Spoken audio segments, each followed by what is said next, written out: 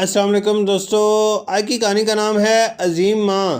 گھر کے باہر والا دروازہ دھڑام سے کھولا۔ پپو تیزی سے گھر میں داخل ہوا اور زور زور سے چلانے لگا، ماما جان ہمیں 15 دسمبر سے چھٹیاں ہو رہی ہیں اور 3 جنوری کو اسکول جانا ہے۔ توبہ توبہ، اس نکوڑی حکومت کے پاس مہنگائی اور چھٹیوں کے علاوہ کوئی کام نہیں۔ بیٹا، پوری دنیا میں جب ایسی کوئی مصیبت آئے تو سب کے آخر میں اسکول بند ہوتے ہیں۔ ہمارے ہاں سب سے پہلے اسکول بند کرتے ہیں۔ میرا خیال ہے حکومت کے پاس اور کوئی کام نہیں۔ ماما جان ان چھٹیوں میں نانی جان کے پاس چلیں گے، پپو نے کہا۔ نہیں ماما جان، اس بار بڑی آنٹی کے پاس چلیں گے، ساتھ کھڑے اسد نے کہا۔ نہیں ماما جان، نانی جان کے پاس چلیں گے، وہاں گنے، شکرکندی اور تازہ گڑ، پپو نے کہا۔ ماما جان، آنٹی کے پاس انکل کی شاپ سے مٹھائی، فروٹ اور لیز وغیرہ، اور ساتھ تلا عمر اور فرید بھائی ہیں، خوب کھیلیں گے۔ اچھا بھائی، پہلے بیگ تو رکھو، اتنا وزن اٹھائے کھڑے ہو،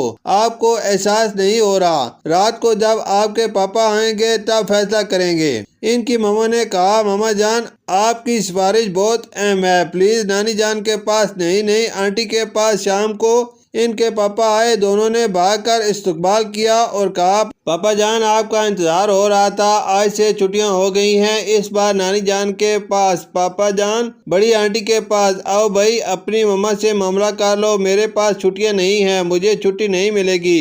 اصل بیٹا، آپ اپنی ماما کے ساتھ نہیں، پاپا جان اتنا لمبا سفر آپ کے بغیر کر سکتے، ویسے بھی ماما جان سے چلا نہیں جاتا، ان کے گھٹنوں میں درد ہے، بازار جانا ہو تو راستے میں سانس لینے بیٹھ جاتی ہیں، مجھے بڑی الجھن ہوتی ہے، میں آپ کے بغیر نہیں جاؤں گا۔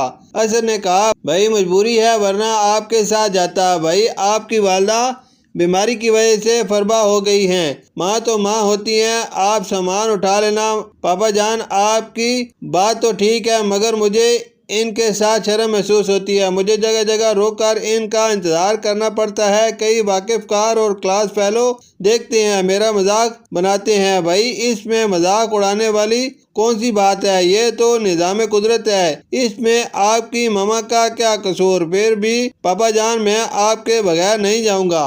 اسد نے کہا، مجھے بہت افسوس ہوا، تمہیں اپنی ماما کے ساتھ شرم محسوس ہوتی ہے۔ آج آپ کو ایک ایسی ماں کا بتاتا ہوں جسے اپنے بچے پالنے میں کوئی شرم محسوس نہ ہوئی، جس نے ان کے لیے طنزیہ فقرات سنے، بےعزتی برداشت کی اور مذاق تک اڑایا گیا۔ آفرین اس ماں پر۔ شکریہ۔